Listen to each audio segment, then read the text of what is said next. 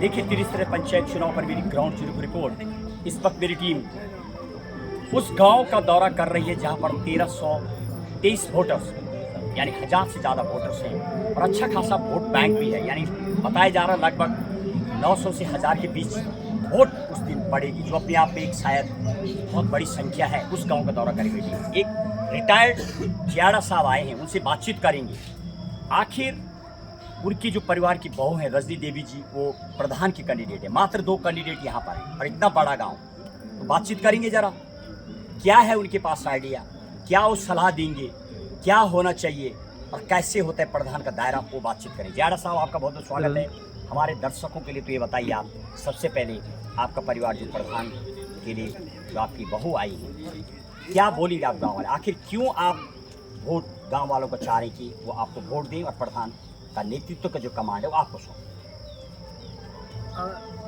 जियाड़ा परिवार की बहू उठी है तो एक तो सबसे पहले हम चाहेंगे कि हर योजना जो आती है पारदर्शी रूप से और निष्पक्ष रूप से सब लोगों को मिले।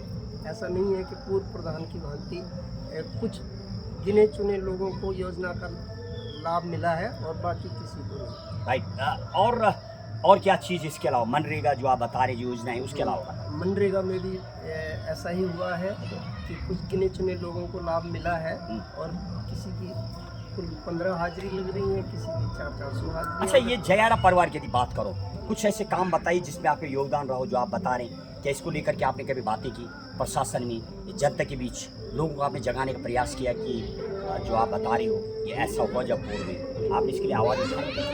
बिल्कुल, हमारे पिताजी भी पहले प्रधान रहे थे काफ़ी पहले, और उस वक्त तो गांव का काफ़ी जैसे पानी वानी का जो बंद पड़ा किया, और हमारे परिवार ने अभी भी जैसे आपदा के लिए है, यानी पहले से आपका एक बैकअप रहा है ग्राम पंचायत में। और आगे आने वाली योजनाओं में हम एक तो अपने सौड़ में 3 ट्यूबवेल लगाने की सोच रहे हैं। ओके, ताकि यहीं लोगों को कैश क्रॉप सिंचाई के, सिंचाई के लिए लोग कैश क्रॉप उगा सकेंगे। तो अच्छा, इसके अलावा आप एक काम आपने बताया पंप वाला, जरा 2-4 और काम बताइए कि लोगों को यकीन हो कि जो नेतृत्व का आपको सौंपने जा रहे हैं लोग, आखिर सौंपेंगे, तो वो जरा काम बताइए कि वो क्या क्या और काम रहेंगे पंप के अलावा।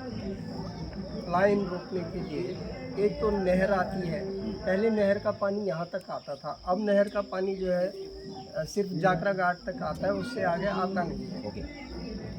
हमारे दिमाग में ऐसा है कि एचडी पाइप के थ्रू पानी आए ताकि वो लीकेज भी रुके और बार बार की टूट फूट ना हो, तो पानी जो है यहाँ गांव तक आए। जियाड़ा साहब, रोकूंगा आपको। आपका जो जहाँ से आपका गांव है, छोटे छोटे 4 गांव में बांटा हुआ है, पयोनी और ये सब गांव 4 गांव, तो इनके साथ कैसे समन्वय बिठाएंगे आप? इतने 4 गांव का भ्रमण करना आपकी फैमिली से, या जैसे वो जरा समझाइए जनता के लिए, कैसे आप ट्यूनिंग बिठाएंगे? ये 4 गांव नहीं है, गांव एक ही है, थोड़ी थोड़ी दूरी पर है। हाँ, और पहाड़ तो बने हुए, कहीं ना कहीं लोग आते हैं गांव में, लोग पहुंचते हैं, उनके खड़ेंच अलग हैं, रास्ते अलग हैं, सब स्कीम वगैरह, वो तो सब कैसे करेंगे? इसके सब लोगों की खेती एक ही जगह है। अच्छा, ये सौड़ और मुंडर, और ऑलमोस्ट सब लोगों के लिए। नहीं, खेत तो बताए आपने, पानी के बाद जो रास्ते हैं उनका कैसे समन्वय बिठाएं?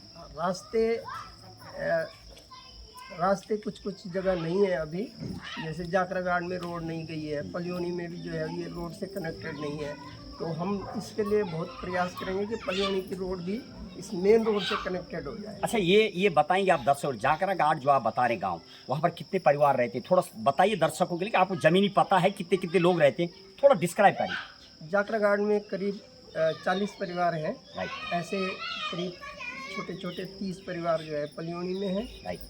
और सेरा में भी करीब 50 परिवार हैं। तो कम नहीं, ये तो बहुत बड़ी जिम्मेदारी है जियाड़ा साहब। 40 परिवार का मतलब लगभग 150-200 लोगों की संख्या है वहाँ, तो उनके लिए भी जिम्मेदारी उठाना आसान नहीं है। ये सब इस गांव में करीब 300 परिवार हैं, मतलब जो बड़ा गांव है ना कुमराड़ा। वोटर्स इस गांव में कितने हैं?